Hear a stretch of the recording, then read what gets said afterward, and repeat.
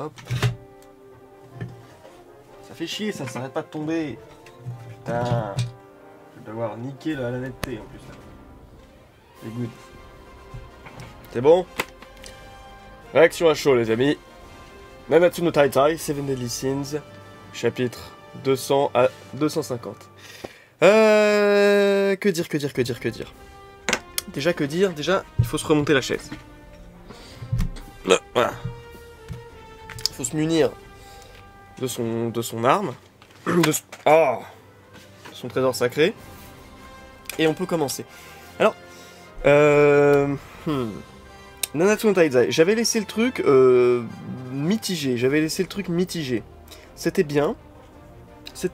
Je vais vous rassurer, j'ai retrouvé plus de qualité que de défaut. Bien plus de qualité. Le truc dont je me rappelle, qui me gênait le plus, c'était Meliodas. C'est-à-dire que le personnage qu'on me donne comme étant le protagoniste, le number one, le mec le plus intéressant à suivre, bon, c'est pas forcément toujours le cas, mais en tout cas, bon, c'est quand même le chef des Seven Deadly Sins, c'est le mec dont la romance est vraiment la plus importante, avec Elisabeth et tout ça. Donc bon, clairement, c'est le mec qui est au centre du truc. Le mec, je le trouvais un peu ennuyeux, je trouvais un petit peu trop badass gratuitement, je trouvais qu'il méritait pas sa badasserie, je trouvais qu'il méritait pas les moments de bravoure qu'on lui donnait, et je trouvais qu'il écrasait un petit peu trop les méchants.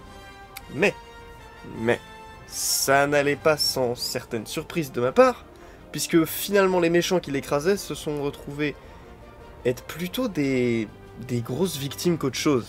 Au fil du récit, les démons, finalement, on a plus de pitié pour eux que de crainte. Donc voilà, ça c'est pas trop mal.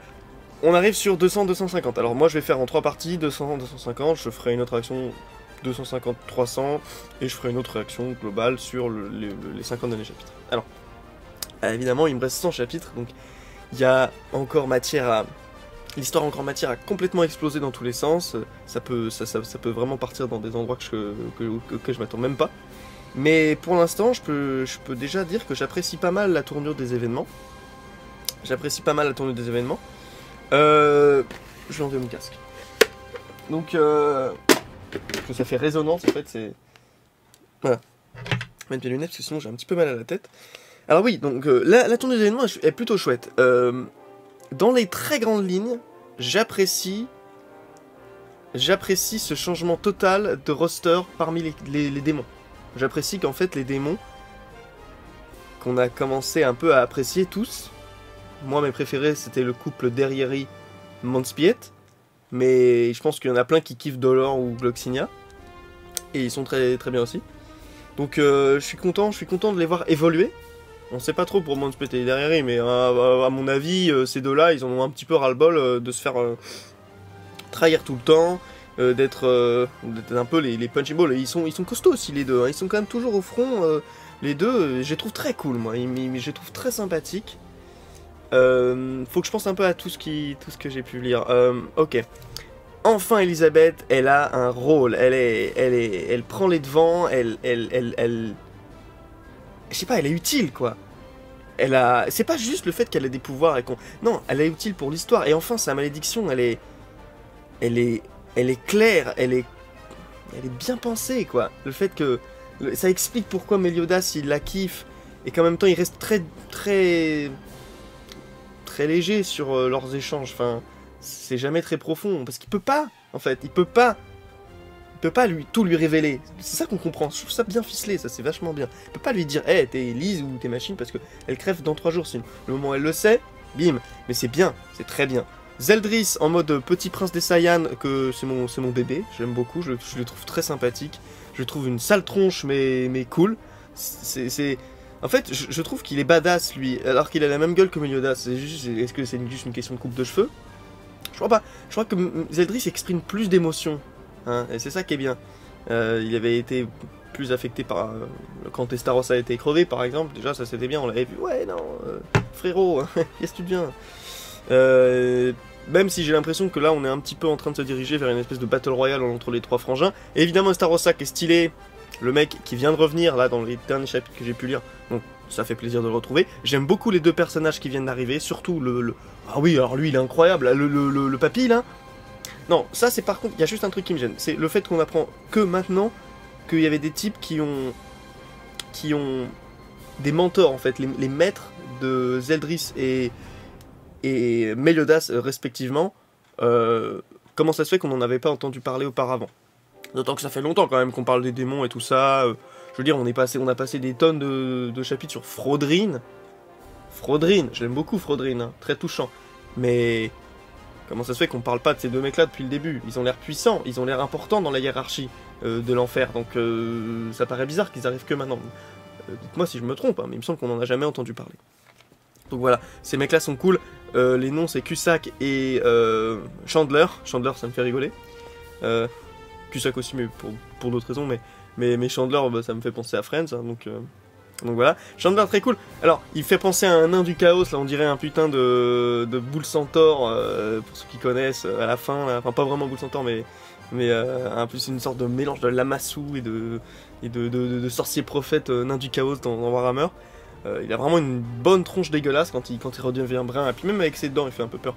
Je l'aime bien, j'aime beaucoup le design, il a un peu un design de nain un peu, mais vraiment nain du chaos pour le coup, pour ceux qui, si vous voulez aller voir. Mais ouais, donc plutôt chouette. Au début quand il s'est transformé, vu qu'en fait j'étais content aussi, on a Orlandi, on a retrouvé un vampire de l'arc d'Édimbourg, le mini arc d'Édimbourg, et donc j'étais content de retrouver ce personnage. Voilà, on retrouve un vampire, donc c'est vrai qu'ils avaient été un peu sous-exploités, les vampires, ils avaient été complètement explosés en 5 chapitres, et c'était une sorte d'OAV, enfin c'était un truc un peu... C'était un spin-off, quoi, bon. Et donc le roi vampire Israf, que j'ai toujours trouvé très stylé également, qui se fait éclater par Escanor, ceci dit. Bon, après c'était le moment où on introduisait Escanor dans l'histoire, ainsi que son pouvoir, donc c'était pas mal, parce qu'on avait, d'un côté, on avait le roi vampire qui maîtrisait... lui spécifiquement, il maîtrisait les ombres, hein, je me rappelle bien. Il faisait un truc qui s'appelait Blackout, un truc comme ça. Tous les vampires, je crois qu'ils peuvent aspirer la vie en suçant le sang, mais lui, spécifiquement, il avait de la magie d'ombre, un truc comme ça. Et donc là, quand on vient... quand il y a un machin qui apparaît, la Chandler qui apparaît, quand il se transforme en vampire, c'est peu de temps après, je crois qu'on a entendu Orlandi. Donc en fait, je me dis, ah mais c'est Israf en fait. Mais je me dis, juste après, mais non, ça n'a pas de sens. Ça peut pas être Israf parce qu'il est mort. Et pourquoi il serait un démon et un mage alors que clairement on nous l'avait présenté comme un guerrier vampire? Ça n'aurait pas du tout, ça aurait été tout changé de son personnage de A à Z.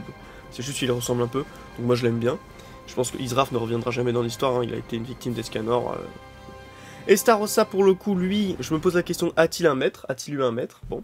Autre chose, magnifique révélation du design du roi des enfers et de la suprême déité dont on nous avait toujours pas parlé jusqu'à présent, mais est-ce que c'était pas la nana qui parlait à travers la corne d'abondance, là, rappelez-vous, en dessous de Lyonesse? Bon, c'est possible, hein. Bon, surtout qu'on nous parle justement de, comme quoi, comment... Mais, ah non, je confonds, j'allais parler de... Oui, autre chose, bim. Malédique, là, la révélation de la fille de Bélaline. On savait que c'était la fille de Bélaline, on nous l'avait déjà dit, je crois. Mais, je parle de Merlin. Mais Merlin, on nous avait pas dit clairement qu'elle était la fille des deux. Ça, c'est intéressant. Puisque techniquement, Merlin, dans la légende arthurienne, est le fils d'un démon et d'une femme normale. Bon, c'est déjà un peu similaire, quoi. On retrouve Camelot, le roi Arthur, que j'aime bien, lui, c'est qui fait ses bails tranquille dans son coin. Souriant, avec le sourire, il est là, tranquille, et ça, c'est pas mal. Il donne l'impression d'être un petit peu un outsider, et j'aime beaucoup ce genre de personnage dans les histoires, ce genre de mecs qui sont là comme ça à faire leur propre aventure, et à mener leur propre aventure, et à se démerder comme ils peuvent, avec le sourire en plus avec lui, donc c'est sympa. C'est bien. Qu'est-ce qu'il y a d'autre à dire Qu'est-ce qu'il y a d'autre à dire par rapport à Escanor? Ah oui, une chose intéressante, et je vais plutôt parler des relations amoureuses. Alors, il y avait une chose qui me gênait moi dans ce manga, c'était que je trouvais un peu artificielle la façon dont tous les Deadly Sins là, ils avaient tous une façon d'avoir une romance plus ou moins bien écrite dans l'histoire. Et que c'était en plus souvent entre eux. Alors, sauf Elaine et Elisabeth sont pas à côté, mais quand même elles font partie du crew principal maintenant, de l'équipage on va dire. Alors que... Et donc on avait Escanor et Merlin. Alors, Il y a un défaut, une qualité. Le défaut, comme je vous ai dit, c'est que ça fait un petit peu genre, ah ouais, ils ont tous, c'est un peu les vaudevilles, c'est un peu Marivaux, quoi, vous voyez, c'est un peu ce genre de pièce de théâtre où tout le monde est avec tout le monde, enfin toujours tout le monde a un partenaire, et à la fin tout le monde est content parce que tout le monde parvient à arriver à sortir avec son partenaire, et voilà, et déclarer leur flamme, chacun respectivement, tu vois. Ça fait un peu bisounours, je trouve, et on n'y croit pas. Mais, deux choses. Non, une chose en fait. Chacune en fait de ces relations, elles sont pas mal. Elles sont bien.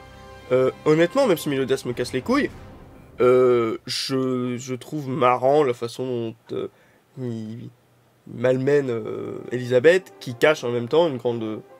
qui cache quelque chose d'assez touchant. Son impossibilité de dire la vérité, son amour perdu, je trouve ça touchant. Ensuite, Diane et King, je les aime beaucoup. C'est probablement l'un de mes... Je les ai beaucoup aimés dans l'arc... Quand on a eu l'arc... La révélation sur Gother, c'était bien. Ils étaient pas trop enfantins, pas trop cons. Diane, je l'adore. C'est marrant, parce que j'ai parfois du mal avec ces personnages un peu écervelés, qui ont pas trop de choses dans le ciboulot, et qui sont juste là pour être appréciés pour leur spontanéité. Mais là, elle, je l'aime beaucoup. Je les trouve très mignons, les deux, dans leurs interactions, en fait. Ils sont un peu encore enfantins, et ils sont sympathiques. Et King... c'est un petit mec badass comme Méliodas, mais je le trouve pareil, je le trouve sympathique. Je trouve qu'il donne envie qu'on le suive, ce petit gars, qu'on l'aime, qu'on le voit progresser. Vraiment, je l'aime beaucoup. Il galère, c'est ça qui est bien, il galère. Ça, c'est très bien. Ses ailes, il les a pas encore. Ça, c'est très bien. Mais, Gother, alors non, je terminerai sur le scanner et machin, mais Gother, alors déjà, clairement, le mec, on dirait chez Ogorath, dans Skyrim. L'original, le magicien original. Dites-moi, j'ai pas compris, est-ce que Gother à la base c'était un démon? L'original, le magicien, est-ce que c'était un humain ou un démon? Dites-moi. Enfin, du coup, l'histoire de la marionnette avec... Alors c'est pareil, encore une fois, lui aussi il a une histoire d'amour. Ah, par contre j'aime beaucoup qu'on nous explique que son physique, la tête d'une femme, la tête de l'épouse du Gother original, et le corps d'un pantin qui lui... Je sais pas s'il l'avait prévu, ça l'auteur, Nakaba, mais s'il l'avait prévu c'est très bien. C'est très poétique. Hein. Il veut se rappeler sa femme, mais il ne veut pas non plus la désirer cette marionnette, donc tu te donnes un corps d'humain, de garçon, normal, d'homme, pour ne pas le désirer. C'est vrai que ça pouvait être un peu ambigu, son corps était un peu angoissant, je trouve. Sa gueule était angoissante, foutait l'angoisse, je te jure. Mais bref, pour ça c'est fait. Donc, très bonne backstory, j'ai trouvé ça très intéressant. L'histoire du cœur, l'histoire de... C'est original en plus, c'est pas tout le temps qu'on nous parle de ces histoires de marionnettes, de marionnettistes. C'est pas tout le temps le cas, et je trouve que c'était plutôt bien fait. Maintenant on va passer à Merlin et Escanor. Alors moi ce qui me gêne dans cette histoire, c'était justement que c'était la dernière histoire d'amour qu'on nous avait présentée. Outre évidemment Gother, on vient d'apprendre avec l'histoire de la meuf, la Nadja, qui est morte dans ses bras. Ça d'ailleurs c'est poignant. Mais autre chose, donc pour Escanor et Merlin, que je trouvais pas un peu nul, c'est ouais, c'était un peu genre, ah ouais, il reste qui dans la besace des... Ah ok, on a Escanor, Merlin, ils vont pas du tout ensemble, mais on va quand même les mettre ensemble, voilà. Moi, c'était comme ça que je le voyais un peu. Et, très clairement, dans toute l'histoire, on nous montre que c'est la seule romance qui va pas de soi, qui va vraiment pas de soi. C'est-à-dire qu'on a toujours l'impression que Merlin, elle le calcule pas. Elle le calcule pas. Alors, je suis pas fou, je me doute bien qu'en fait, elle le calcule de ouf. C'est sûr qu'ils peuvent pas... Nakaba, tel qu'il est en train de nous faire, là, ces romances, c'est du Disney. Donc à la fin, ils vont se retrouver ensemble, c'est sûr. Mais, j'aime bien l'allure que ça prend. Escanor, il est trop triste. C'est une émotion que j'ai envie de voir plus sur Regard Escanor. J'ai plus envie de le voir galérer, je trouve ça bien. Je trouve ça bien parce que ça met des enjeux, vous voyez. C'est cool ça, c'est très très cool. Et le pauvre Escanor, on a de la peine pour lui. Et c'est bien, c'est une émotion intéressante à exploiter dans le récit, dans son évolution. J'espère que ça aura un impact. Peut-être qu'à un moment il va être déçu, il va dire allez c'est bon, j'arrête avec Merlin. Merlin elle-même elle va se dire non mais vous voyez hein, il y a du potentiel de sitcom là, hein. Très intéressant. Non mais bon, plus sérieusement voilà, est-ce que ça va pouvoir à un moment éveiller en lui des sentiments de plus noirs, plus obscurs. Bon, on va voir. Ok, qu'est-ce qu'il y a d'autre? Rien de spécial. Il me semble avoir tout dit. Tout couvert à peu près, sur 50 chapitres. Ludochiel revient, sous la forme, il fait comme avait fait Denzel et Nerobasta, hein, comme ils avaient fait les deux. vient posséder... Oh oui, non, la mort de Viviane. Alors ça, c'était couillu tout de même, hein. C'était assez couillu. La mort de Viviane, si c'est le cas et qu'elle revient plus jamais, à mon avis c'est pas vrai, hein, elle va revenir. C'est trop brutal. Pour moi c'est trop brutal. Je dis pas pour moi, trop brutal pour l'écriture auquel il nous a habitués. Oh, aussi, autre chose. Petit détail, j'aime pas du tout la coupe de Dreyfus, c'est quoi cette horreur? C'est comme quand il était jeune, là. Qu'il se refasse pousser les cheveux longs, c'est une atrocité, là. Il est laid. C'était mon bro avant, je le kiffais. Il y avait, on dirait, avec son armure rouge, là, on aurait dit Vlad l'Empaleur. Dans celui de Dracula, là, Coppola. Vraiment, il avait de la classe. Et maintenant, il a pas la classe. J'aime pas. Donc voilà. Dreyfus, démerde-toi. T'as 50 chapitres pour évoluer. Donc voilà. Sinon, qu'est-ce que... Ah oui, autre chose. Peut-être la dernière chose que je dirais. Je sais que c'est quelque chose qu'on savait déjà, mais Hendriksen, putain. Mais ce charisme perdu, quoi. C'est-à-dire qu'il était stylé en tant que méchant. Il était stylé en tant que faux gentil dans le premier arc. Stylé en tant que méchant.